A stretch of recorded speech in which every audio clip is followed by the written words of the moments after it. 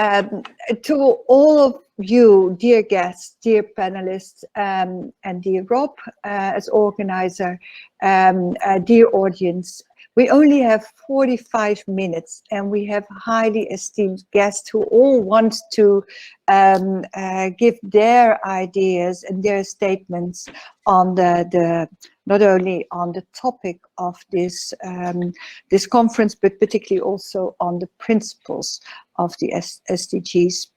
And the topic of this session is the Wickedness challenge. It's really a challenge. And we will talk about the principles of sustainable business, which is also the title of Rob and Evelyn's book, soon to be published. And what we would like to do is that I would like to introduce, or would like to invite the panelists in a very short sentence to introduce themselves so that the audience knows with whom we are talking. And then I would like to give the floor to Rob van Tulder for a few minutes to give a first introduction to the book. And then we have a dialogue, but I hope you allow me to be a bit strict as a moderator. So, let's then first have and start with Rob, and then we do the merry-go-round with the very short lines of introduction. Rob. Not the slides, but just a short introduction. Just a short introduction. Yeah, no, listen, I've been working on this theme for the last 25 years, starting as a political economist, very critical about companies, then moving into a business school, teaching. Carola, one of my first students, by the way. And looking also at that, it's actually in many companies not a lack of intentions, but also very much also how to make it work. So then we have developed tools, business models, and the like.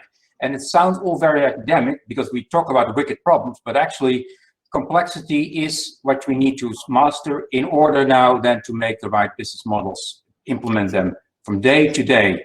And I was very strengthened by the World Economic Forum, for instance, Mathew also stating 21st century skills. It's about complexity thinking, emotional intelligence, negotiation strategy, and whatever. So in that frame, I then came up also with this book and the website that I will introduce later on.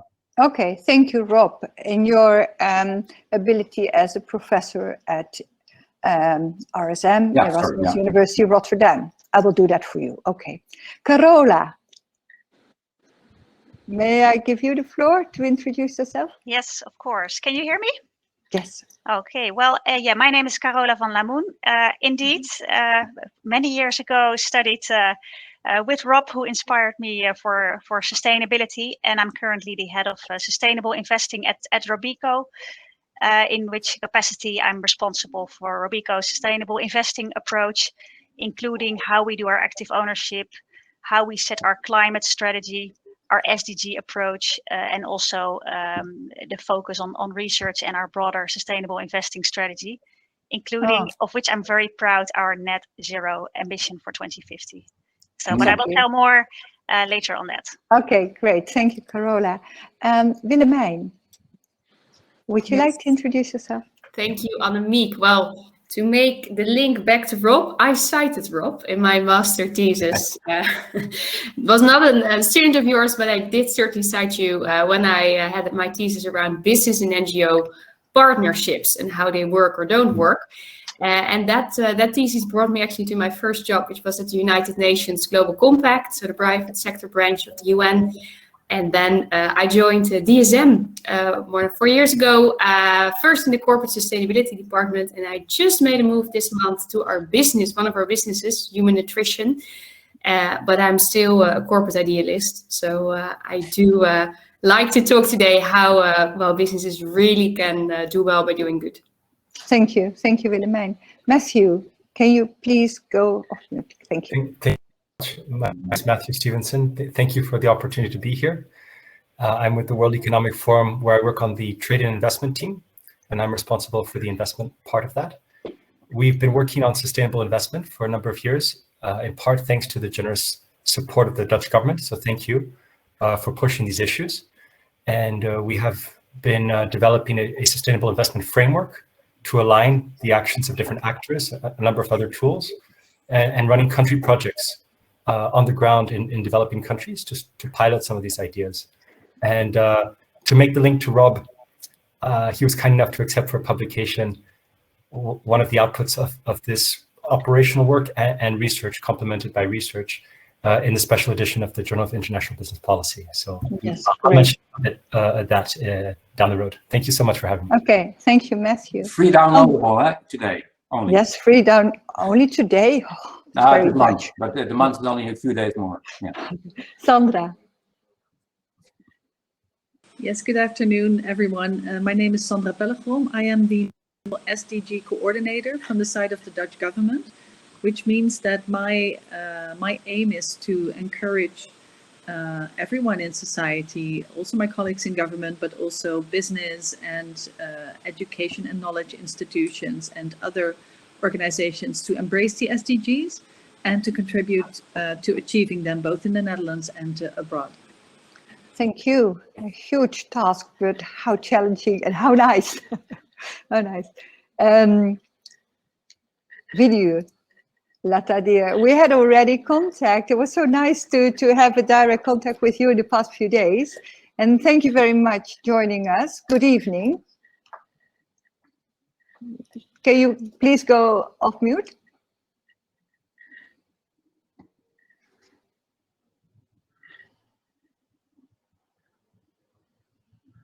Can you switch? You have to unmute. This is the button below in the screen.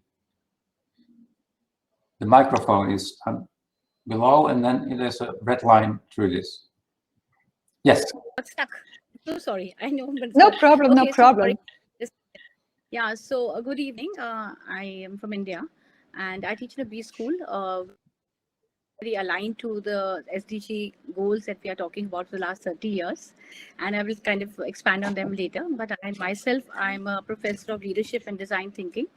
And I also like to work on a lot of passionate about mental health and well-being. So that's where I am. I'll just keep it short and sweet for the beginning. Yeah. Okay. Well, thank you very much. Just a short introduction of myself. I'm a professor at Nyenrode Business University for Strategy and Transformation Management. And I have more than 25 years experience as a non-executive in the financial industry. ABN AMRO, I pushed very much for the SDGs and the green strategy, but also at PGGM, I worked for 11 years as the President of the Advisory Council Responsible Investment, and I'm now the chairperson for social finance. NL, it's really all on impact investment. So I think I understand where you come from. Go on, let's go on. And I think it's very important that we get a very short introduction by Rob. And I know Rob for quite some time, so I say very short, Rob, because you get another chance as well. But a short introduction to say what are now the key insights of the book. Because I know you as a person who writes books with impact and books that must be used. So which key insights must be used? But they're not used enough, unfortunately. I've been nominated twice the management book of the year, but nevertheless, managers, well, okay, let's hope we can make this work now, because I introduced the book, but also a website. I will do it in 5 minutes time, 5.5 minutes. I clocked it, and I used a number of slides. So, Caroline, can you show the slides that I prepared? Yes. So the theme is driving system change. And it's of course that the SDGs provide a principles-based approach to systems problems. But then what principles should you look at? Next slide, please. This is the basic tension that many of you might recognize. It's about do no harm in a rule-based world, do good in a principles-based world. It is about the OECD guidelines and due diligence principles versus voluntary standards and partnership principles, stimulating a race to the top. Next slide, please. So we face this problem of that if you have principles, what to embrace. Now, there is a long list of principles, and maybe this looks like a long list. Actually, this is the short list. OECD, UN, ILO, ISO, for instance, very influential also in the sustainable business literature. Next slide, please. But there are more. Multi-stakeholder principles, circularity, inclusiveness, free, prior, and informed consent, level playing field principles. Okay, that's nice. Look at this from the perspective of a company that wants to do good and wants to implement sustainable strategies. There's more. Next slide, please. And it becomes smaller and smaller. It's openness principle. It's about diversity, pluralism, sociocratic principles, peer review, fiduciary duties. And there's even more. Next slide, please. And it becomes smaller and smaller, and it becomes more and more and more difficult to implement them all. So this is the challenge, Annemieke. I cannot make it easier, and I don't sort of expect you to read it all, because that's, of course, why you write a book, and then you present it in a sort of structured way. So next slide, please.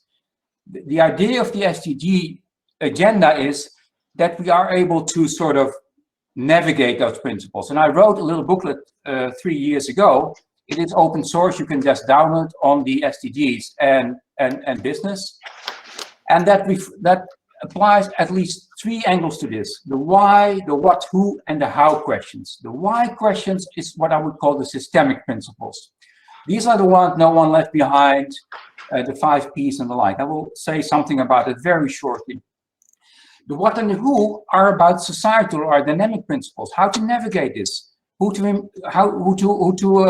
involve in an ambition. This is very important because, as you just heard also in the panel and in the keynotes, it is very relatively easy to say the normative statement, what companies should do, but then with who, how fast, under what conditions. So these are the dynamic and the societal principles. And then the how are what I call the strategic and operational principles. Now, these are the clusters of principles that we have been looking at, and I've been developing that now for more than 10 years, also with my students. So make it practical with managers, and that boils down then to the book. So next slide, please. Just to give you an idea, next slide, yes. So part 1 is the why question. And actually, the why question then says, why now? Why not? So the problem of inaction, and why does it go slow? And then we apply those 5 basic principles that I find that even more important than all the other ideas of the SDGs, is the people, planet, prosperity, peace, and partnering as a sort of facilitating principle. Now, I'm not going to explain that, but this is a principle-based approach where you say these are the basic 5 principles. So leave aside the 169 targets or the 230 indicators. This is the most important part. Next slide, please. Then we go to the what and who. Actually, the what and who question is the SDGs, but it's also the VUCA world. And the VUCA world is, some of you might know that, is the volatile, uncertain, complex, ambiguous world. The World Economic Forum, for instance, writes annual these reports on risks and the like. It's a risky society, but where negative frames prevail. And we know that. It's the populism strike, it's the fight between the US and China, it's Europe in between, it's about increasing poverty. But it's also one of the things that we know from the sort of the behavioristic research, that negative frames do not work. We need positive frames. That is, of course, the SDG agenda. We reiterated it earlier also.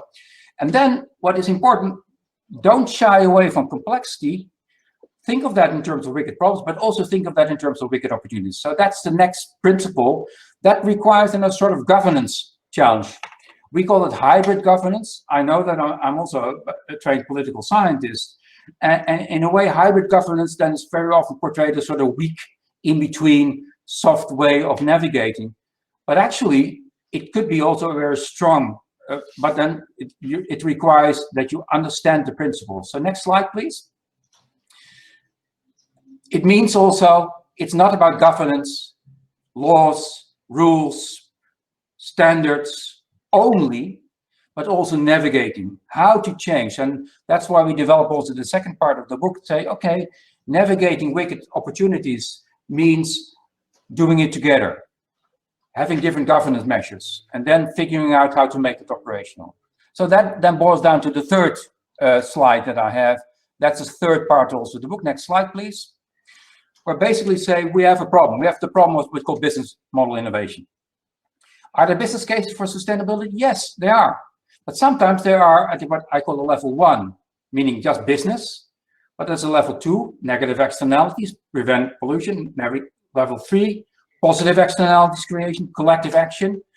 So it also means that companies, as was discussed already in the panel, need to develop also an idea of society, need also to have an idea also what positive change means. They also have to have answers to the macro challenges as well as to the meso and the micro level challenges. So that's where we then enter into the next and the almost last slide that I have in this very short presentation. So next slide, please.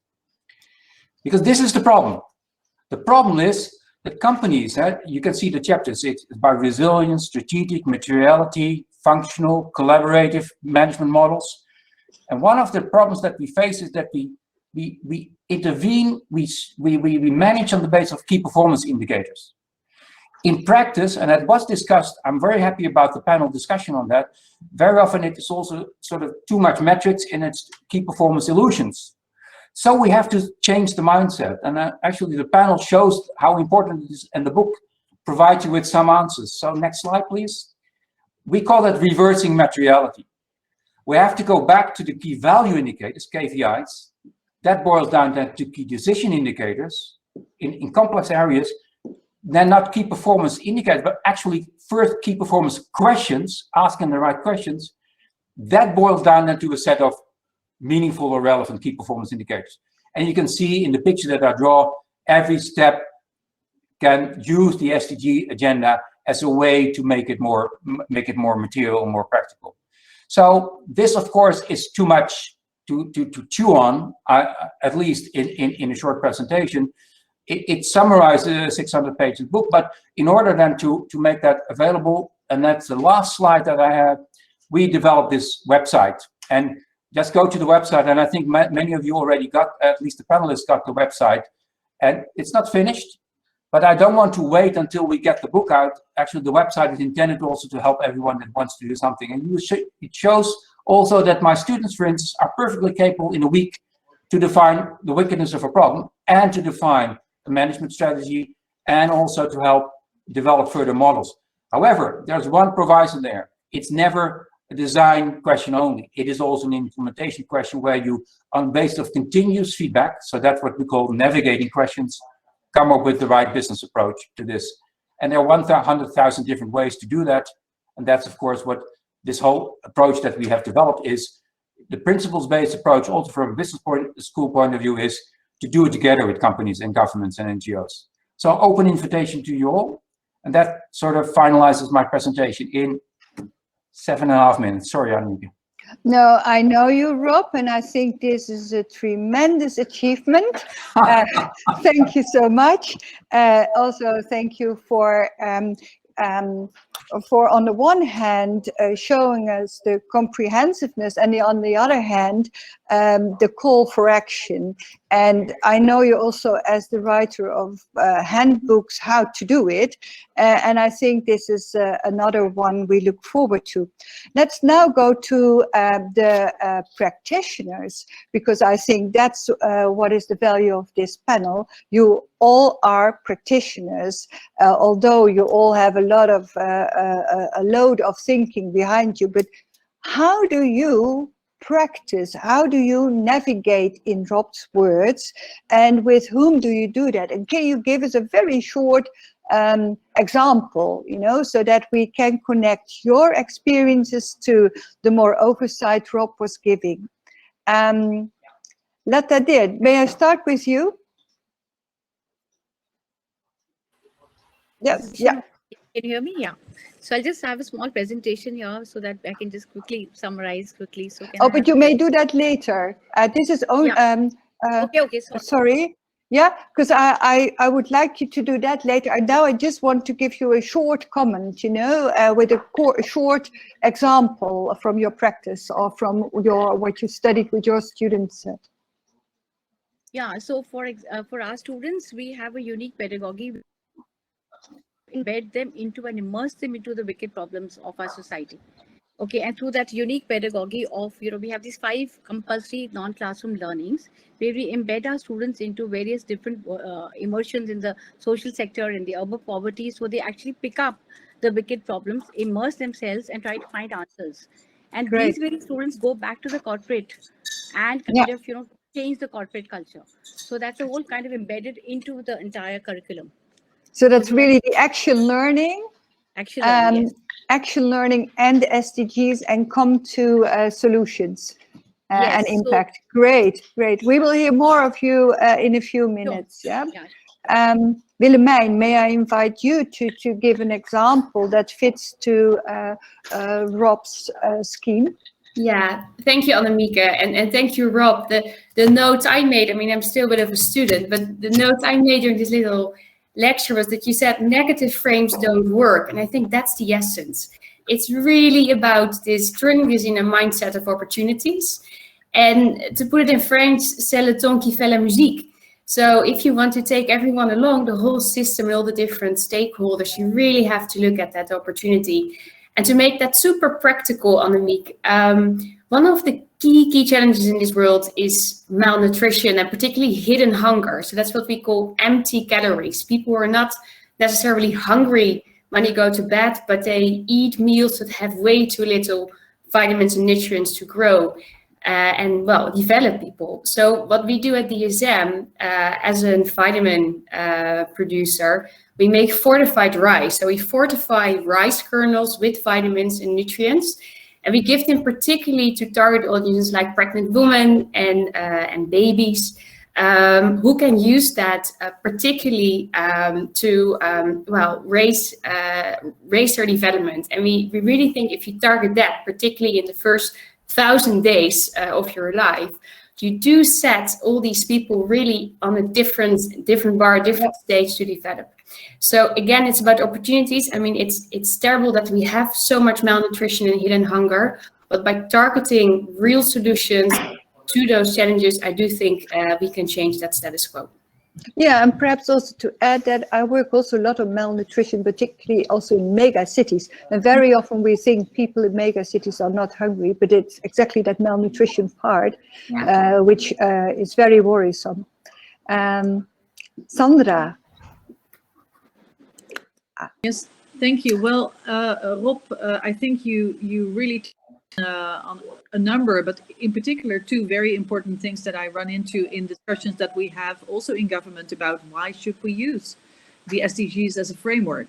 And I think, first of all, what you made very clear, I think, is that we're really talking about a shared set of values about what we want the world to look like. It's a real strong ambition, and you call it principles. That's based on values, really, that you agree with each other. So I think that is a very inspiring message. But the other thing, of course, is this nexus, the fact, and I think that's one of the core strengths of the SDG agenda, is that we accept that all these goals are interconnected and that the only effective and cost-efficient way to actually achieve them is to approach the solutions also in an interconnected way. And I think what is right for business in terms of this is much more effective and it is cost efficient and it is a better return on investment. The same applies also to government policy. So that's very close to the message that I always try to share with my colleagues in government. Yeah, and therefore we should collaborate much more. Definitely. I think in those much broader ecosystems and act together instead of thinking that we are the competitors of each other, we are the collaborators. Mathew, may I invite you? Thank you very much. I'd like to briefly make 3 points. First of all, congratulate Rob on this book. That was not the first point. That was a preamble point. The first point is the potpourri or the spaghetti bowl or whatever colorful image you wish to have of principles and guidelines, I think is very overwhelming. Rob's presentation was very effective. It reminds me of the challenge in reporting and different reporting requirements and how that was very overwhelming. And at the World Economic Forum, working across many stakeholders and industry, we've been working to zero in on a few key, 21 actually, core or common metrics, drawing from the pool of available metrics, not reinventing the wheel, but how can everyone come together? Let's report on these as a starting point, maybe more later, but these are the starting points. So it makes it easier so companies can actually do it. And it just reminds me a little bit of that that narrative and that experience of coming together to rationalize, synthesize, and make it more useful, effective. So that's my first point. I was reminded of that journey, and maybe the same applies for principles. The second point is we have a project, as I mentioned, on how to operationalize these ideas, sustainable investment, sustainable business. We work on 3 levels. We work with national governments in 5 economies right now, in developing countries, Ghana, Cambodia, India, Kenya, Papua New Guinea. We work with regional organizations in these different regions, and we work at the multilateral level with the WTO on a new investment facilitation framework. That was my second point, that the work takes place on many levels. And the third point is to then pivot to Rob's book and to realize that his approach is also on those 3 levels. So I find that very exciting because there needs to be these principles, operational principles at the national or corporate level. There need to be more meso principles, which I think he talks about in terms of perhaps the regional or collaboration beyond the firm or between economies or a national systems level. And then there needs to be cooperation on a global level, the systemic principles, whether it's the multilateral WTO and so forth. And so when I saw that he was working on these different levels, I thought that it accorded with what we've been experiencing in practice, which was that you need to work on these different levels and how they can work together. Yep. And for example, ASEAN, APEC, they're asking for these kinds of principles. So I'm in meetings last couple of weeks ago and in a couple of weeks precisely to develop their thinking. And so if they had a resource, they could say this resource can help them develop what principles make sense in their community. I think that would be very valuable. Thank you. Well, thank you. Thank you. I think we should not be afraid of complexity, but it is so handy when you can prioritize. As you said, Mathew, if you can bring it to something that is core and understandable, and particularly the different levels, and then the actions, and particularly the actions at the meso level where we really come into action together, is very important. And that's where levels of government, but also levels of the companies interact very much. And then we are back to Sandra's point. Thank you, Mathew. Carola. Yeah, thank you, Annemieke. And I wanted to make a short comment on the why in Rob's presentation, and a question and a comment on the how. First of all, the why. If you look at your own company, I think everyone here in the room or organization should think, okay, why are you here? And if I look at Robeco, an investor's industry, you really see a switch from and focus on only creating wealth to creating wealth and also well-being. So asking that question and being aware of that as an organization, I think that is extremely relevant. And then also a short comment on the how, and I wanted to touch upon the wording, making it collaborative. I really see that the power of investors is really strong, but it can be much stronger. It is so strong because there is a lot of collaboration towards invested companies.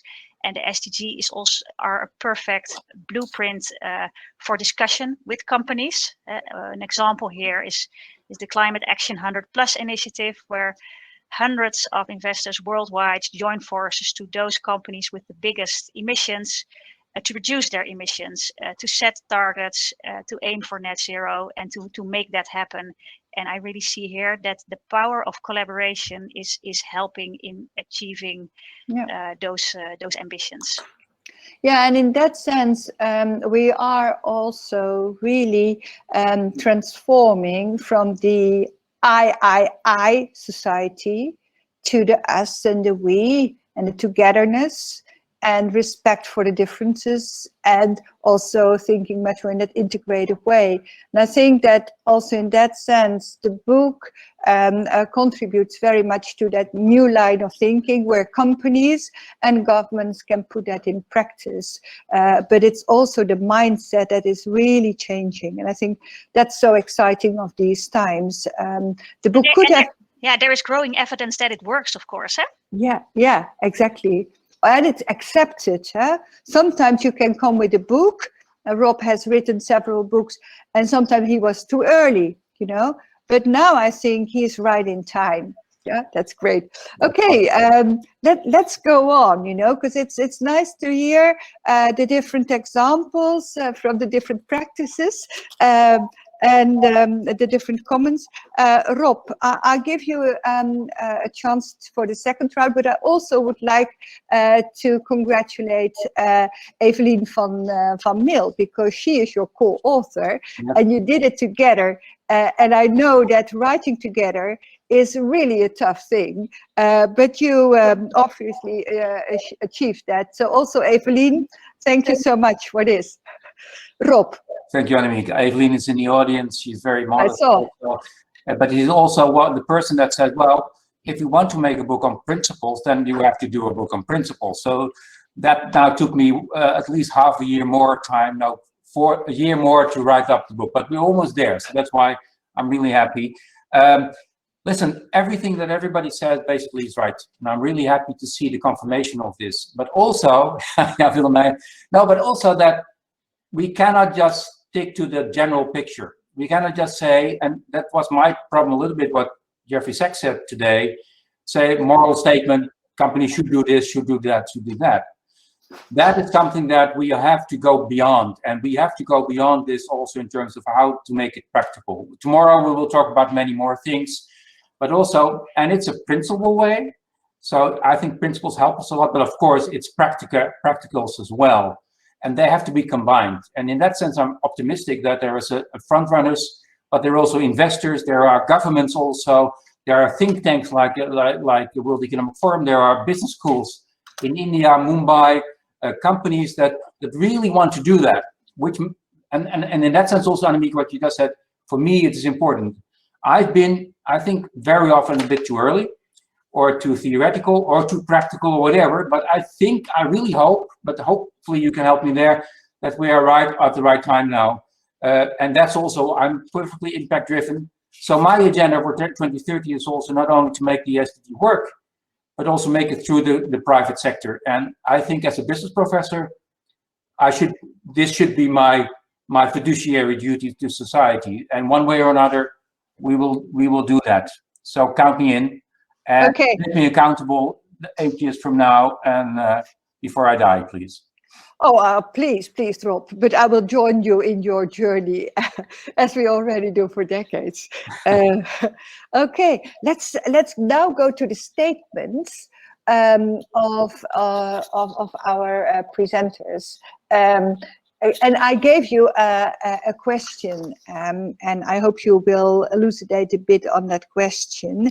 A short statement: how do the SDGs drive systems change in your organization, and what impact does it generate? Yeah. So I take in Mathew's words, you know, really the systemic level, the macro level, up to the micro level. What kind of impact do you generate? And many of you are operating in the middle, at the meso level. Carola, may I start with you?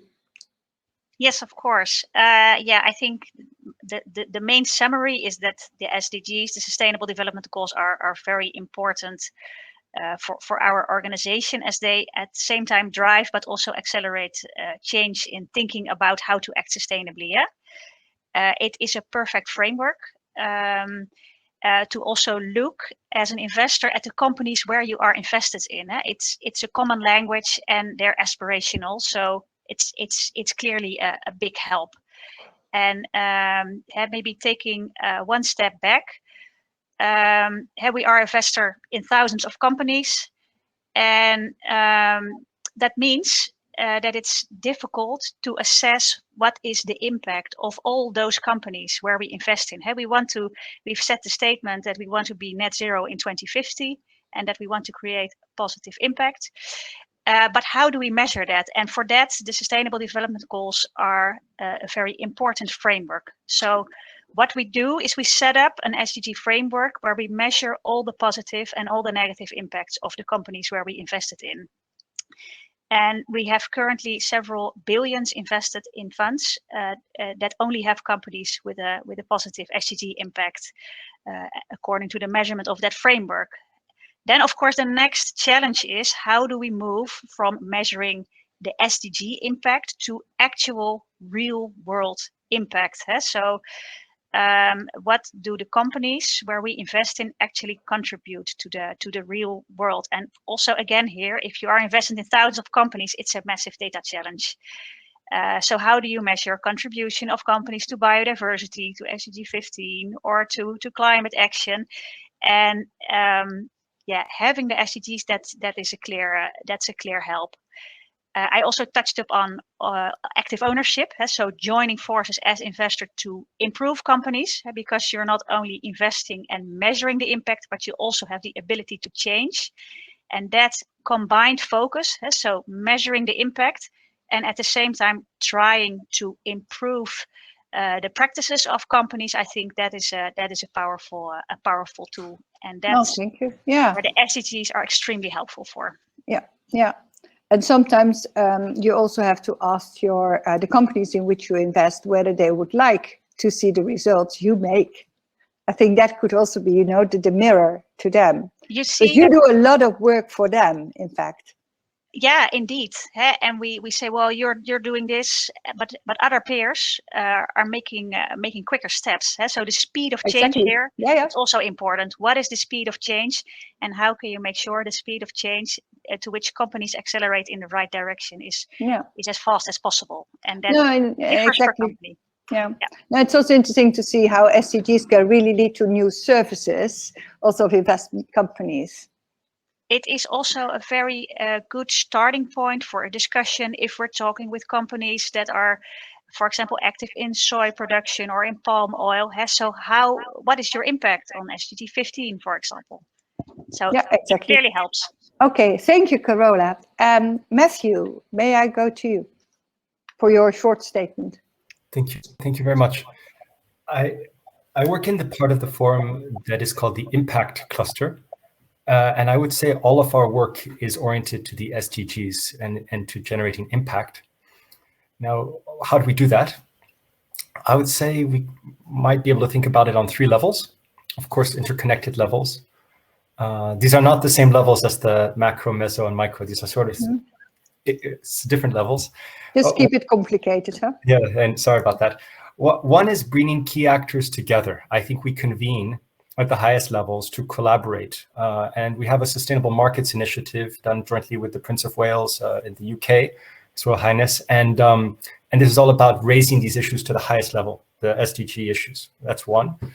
2 is to provide inputs into those conversations so that there's information, whether it's frameworks, tools, toolkits, and so forth, such as the Sustainable Investment Framework, how to think about it, definitions, policies, measures from different projects and so forth, and metrics like the ESG metrics, the core metrics that I mentioned. So these are inputs that can be used by those who come together to convene.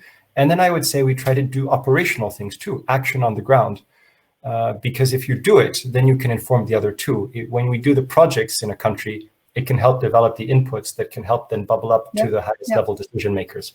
So we need the action, practice, the knowledge generation, inputs, and then we need the convening cooperation at the systemic level. And the SDGs orient that activity. Yeah, and I really think that with the World Economic Forum and the leverage it has on all these levels, from youngsters up to the high and mighty, it is an enormous, powerful organization to do good. But it also has, of course, its challenges. Willemijn. Yes, thank you, Annemieke. Well, if you would ask me to answer the questions in 4 words, it would be license to operate and focus. Oh, yeah. So license to operate, I mean, a company is a living being. And in the case of DSM, there are really 23,000 heartbeats. Those are our employees. And it's also a myth that a company is a standalone thing. I mean, we are part of society, we are part of value chains, we are part of the world. And therefore we need to really gain that license to operate. And we will do so when we really generate value for all stakeholders. So not only employees, not only customers, but certainly employees, customers, investors, and society at large. So it likes to operate. And if you then look at the SDGs and the system in DSM that it helps to create, I would say it really helps us to focus in our portfolio. Right now, 63% of our portfolio are what we call brighter living solutions.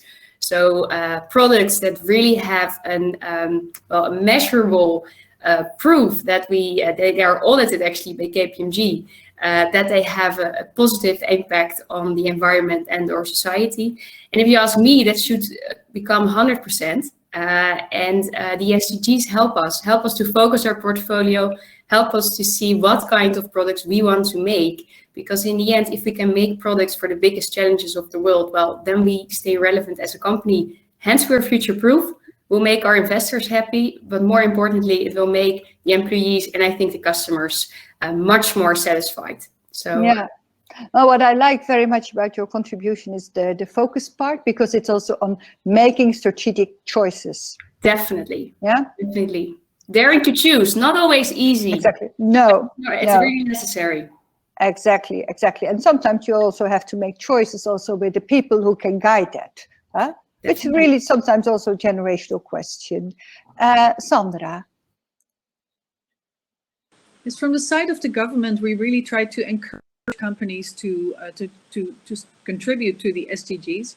And I think it's really important, Rob already mentioned the OECD guidelines on responsible business conduct, that from the perspective of the government, we always tell companies, it starts with your due diligence. That is, your level 1 that you need to achieve. So it's really important that companies do embrace the OECD guidelines. There's a campaign out that tries to get at least 90% of companies in the Netherlands to embrace them and to report on them. And on that, you build towards the SDGs. And I think it's important, if you talk about the nexus and this importance of interconnectedness, to realize that the OECD guidelines already actually put companies on that track of looking at both the people and the planet, the effects on the planet, on the environment they have, as well as their contribution to rule of law and being responsible in that sense. So if you do your due diligence properly, you're already having a quite wide view as a company of the different things you need to do. And with the aid of the SDGs, you can then build towards, as Rob said, doing good on top of do no harm. And because you're already looking at these 3 different things, the people, the planet, and the peaceful societies to achieve your prosperity, I think that's a very good starting point to build a positive contribution as a company to the SDGs. What I was thinking, because the breakout is called the Wickedness Challenge, is really what are the elements that can help companies to start doing this, even though it is a wicked challenge, even though it is complex. And I think, 3 things. First of all, I do think you'll start to see more government regulation to at least apply, these basic levels of due diligence. Our minister has already last year indicated that she's going to consider legislation, preferably at the European level. And we know that the EU is also working towards strengthening the expectations towards policy, towards companies. So I think legislation is going to probably be strengthened, and I think that's important for companies to realize. Secondly, I think finance was already mentioned. You see also with, of course, what the EU is doing in terms of defining what is a green investment is really starting to drive an interest in companies to invest in sustainable businesses and widening up that perspective from green also towards inclusive and SDG wide, basically. So that I think is really going to encourage companies to go onto that path. And finally, I think Willemijn already gave some really good examples. The opportunities.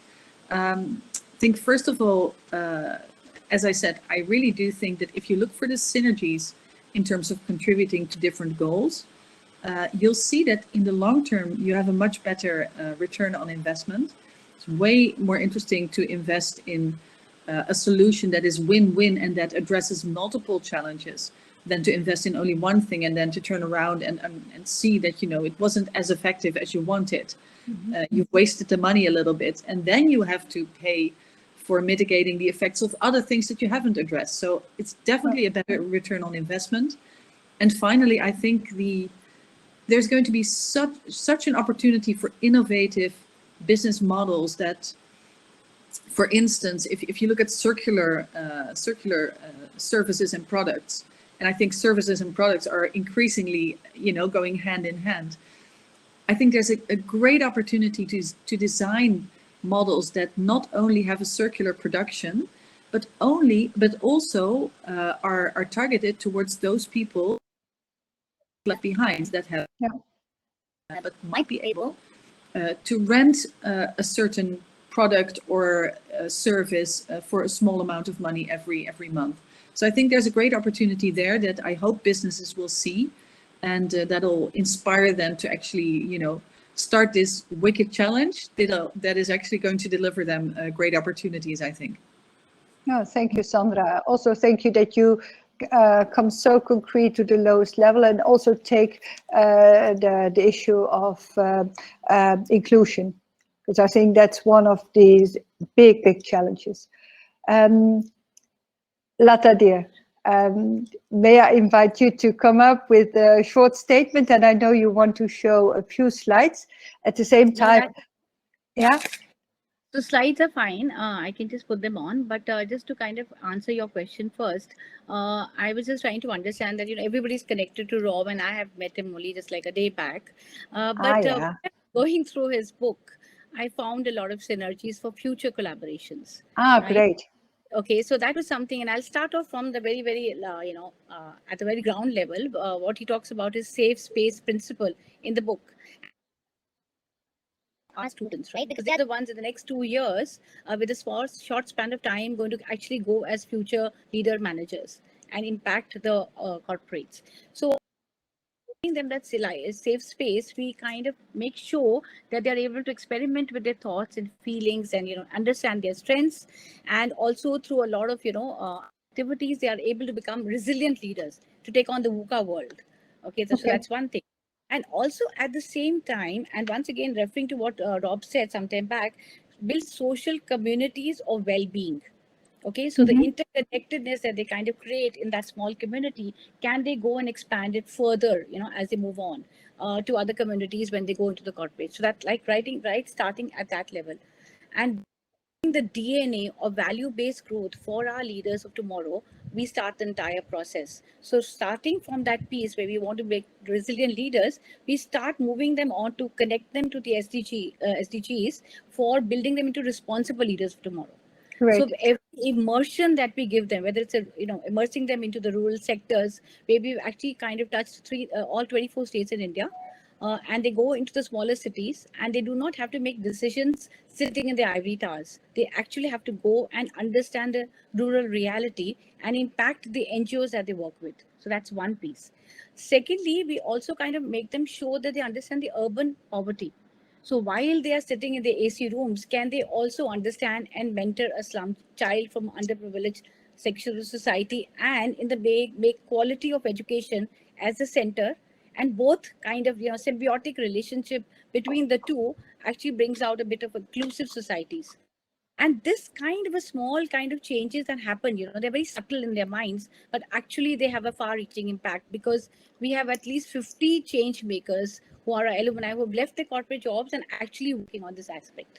Okay. So that's one. So at secondly, we have talked about 70 schools, 350 students we have adopted from the, those sections of society where we kind of adopt them and make sure that they right from the standard 7th, 8th and go on to masters. So we kind of, our students keep mentoring them one by one. So that's one piece. One last piece where, we talk about levels, and the last level is where we kind of actually partner and collaborate with corporates, like the big corporates in India. So everybody has their own agenda, but there are corporates who have an agenda where, again, our alignment and our agendas are matching the philosophy. Yep. And that's where, say, for example, like Tata's, Tata's, Cummins, other, and we actually collaborate with them on the projects. And through those projects, kind of accelerate the SDG goals.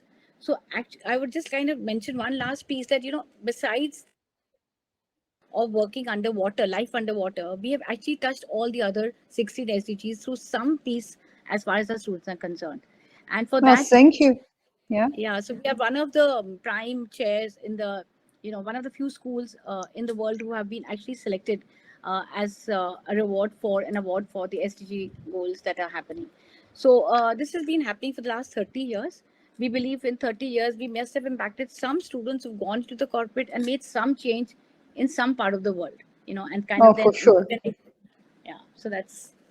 Thank you. I think, Lata, you took a lot of time, so I cannot give you the time to show the slides. Yeah, that's fine. Yeah, but we listened very carefully to you, and I think that the way you do the education and the action learning, and sometimes the confrontation in practice with the students, make them really smart leaders who have a much broader background and know how to relate the different problems they see with also the solutions. And I think that's also, I'm in a business school as well as Rob, and that's exactly what we would like our students to do.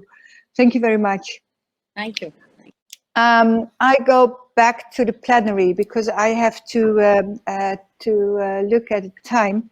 Professor, I do apologize, but I must excuse myself. It was a great pleasure to exchange today, and I look forward to continuing to collaborate with all of you. Thank you, Mathew. Thank you, and we will all read your article, which is free to download. Thank you so much. Okay, thank you so much. Thank you, Mathew. I would like to go to a closing, and I also would like to ask the technical assistant whether there is one or two chats which really came up several times or which are very important, so that we can give some attention to that. May I ask Caroline for that?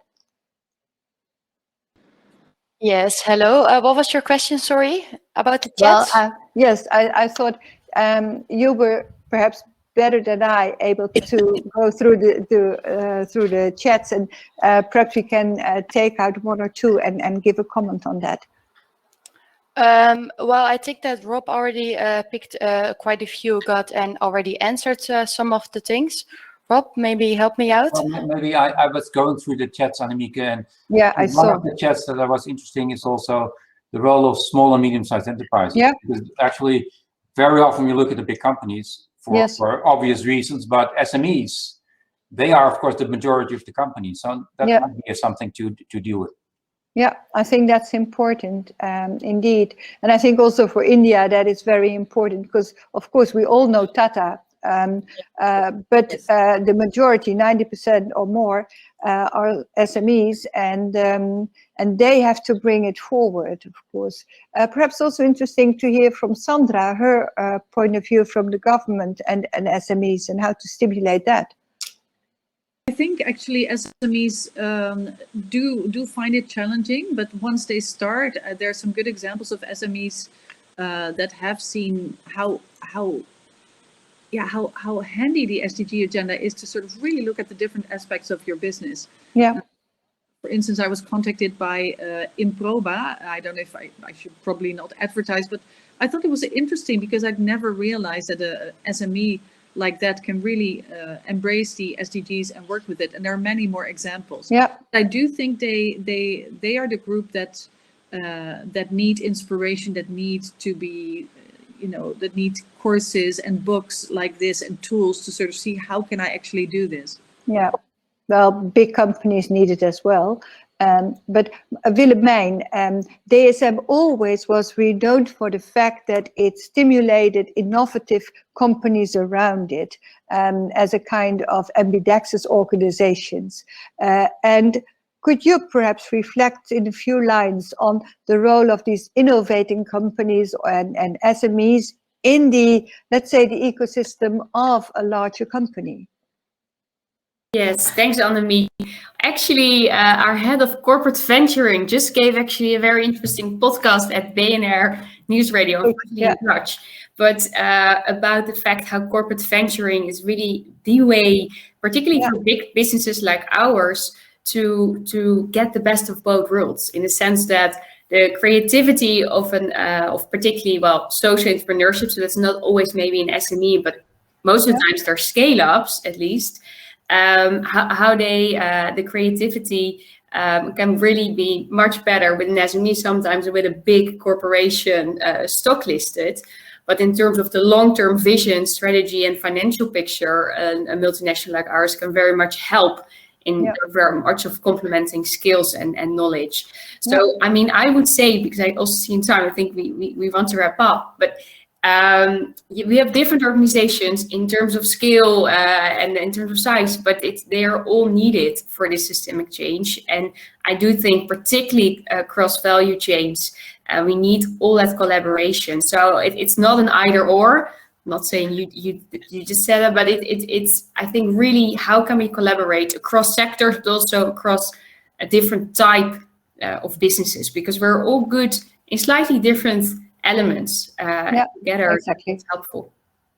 Well, I think we go to a closing. I would like to thank the panel for all these very practical insights and also to be very open and frank about how you do it in the business school, in society, in the companies with others. We talked a lot about the interaction and interconnectivity of the different goals, and therefore that we have to collaborate, but also that we should follow the principles. But the principles is not a top-down thing. Principles are guidelines.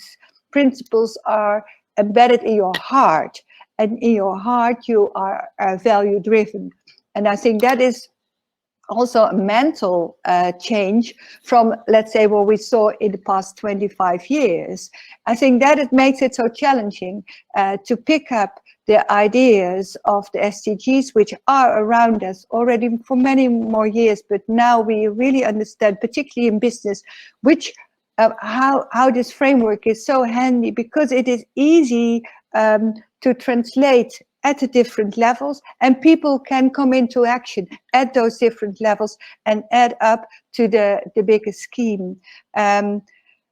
Rob, I know you always want to have a last say, so I would like to give you this, but please be short. And I would like to say to the audience already, thank you so much for joining us. And thank you for this wonderful conference. Rob. No, thank you all. No, I can keep it short also because I think we continue the conversation anyway. So we come from also collaboration, also with Lata. I'm really happy that you are here and that we have been engaging in conversation. No doubt that this is an open invitation that we will continue the conversation. Maybe the last word will be, of course, Annemieke, to thank you for moderating this session. And again, we will continue the conversation because this is unfinished work.